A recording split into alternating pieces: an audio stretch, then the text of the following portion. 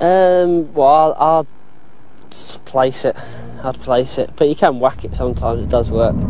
Qu'elle soit flottante, qu'elle soit enroulée ou même tout en puissance, il y a eu énormément de coups francs remarquables. Aujourd'hui, dans cette vidéo, nous allons voir les 25 plus beaux coups francs de l'histoire du football, à mon opinion. Mais qu'est-ce qu'un top coup franc? Si vous entendez les réactions du public ou des gens autour après l'avoir marqué, grâce au placement, à la puissance, au mouvement ou voire même une combinaison des trois, alors il entre dans la catégorie. Évidemment, vu qu'il respecte toutes les conditions. Alors c'est parti pour ce classement des meilleurs coups francs de l'histoire du football. Et bien évidemment dans les commentaires, dites-moi quel est votre coup franc favori. Commençons cette liste avec Elano en 2007 et son coup franc incroyable lorsqu'il jouait à Manchester City. Elano va envoyer une frappe qui ressemble à un mix entre extérieur du pied et coup de pied à plus de 30 mètres. Il va trouer les filets du gardien, qui va sûrement se remettre en question après avoir pris un coup franc pareil. Pour cette 14e place, allons en 2005.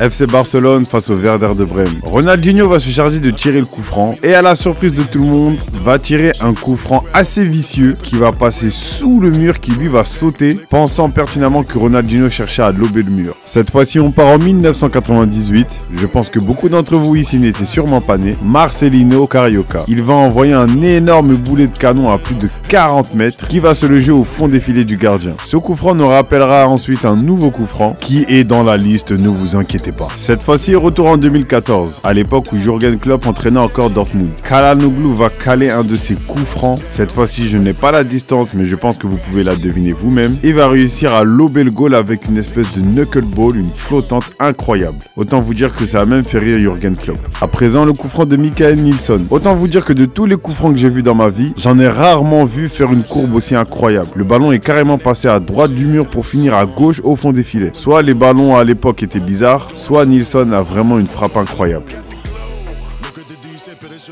À présent, entrons dans le top 10 avec Geraldo face à Piaoui en 1996. Honnêtement, j'ai du mal à savoir s'il s'agit d'un coup de pied ou d'un extérieur. Dites-le moi en commentaire, mais ça m'a l'air d'un coup de pied tout en puissance. La balle fait un mouvement qui défie littéralement la gravité et qui va se loger au fond des filets.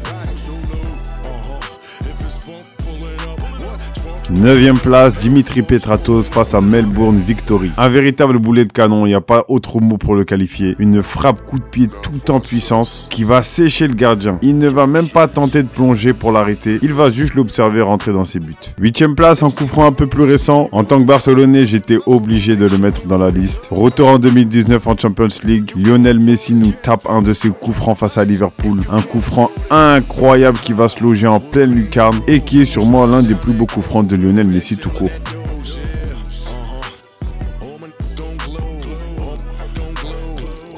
Pour cette 7e place, retour dans la catégorie boulet de canon avec McGugan face à Ipswich Town qui va envoyer une frappe astronomique qui va se loger dans les filets du gardien. Une frappe vraiment imparable, il n'y a absolument rien d'autre à dire pour la qualifier. Et même avec 10 vies supplémentaires, je suis pas sûr que McGugan aurait pu mettre un meilleur but dans sa carrière.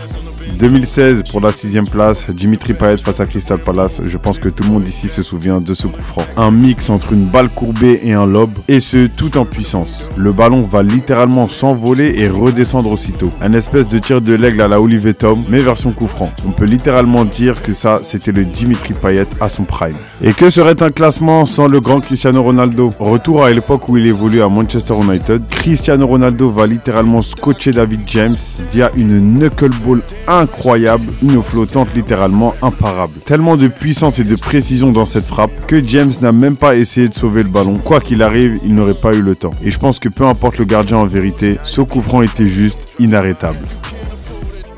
4e place et amplement mérité, le fameux coup franc de Juninho Pernambucano à l'époque où il évoluait à Lyon face à Ajaccio. Ce coup franc a choqué littéralement toute la planète entière. Une frappe de plus de 45 mètres, une puissance incroyable, une précision incroyable, bref, littéralement du jamais vu dans l'histoire du football. 3e place, le coup franc de Sanchez face à Cadiz. Il faut que je vous explique pourquoi je l'ai mis à la 3e place. C'est tout simplement parce qu'il frappe le ballon pied gauche, que le ballon passe à droite du mur, mais se loge quand même dans la lucarne gauche du gardien. Ce qui est juste incroyable.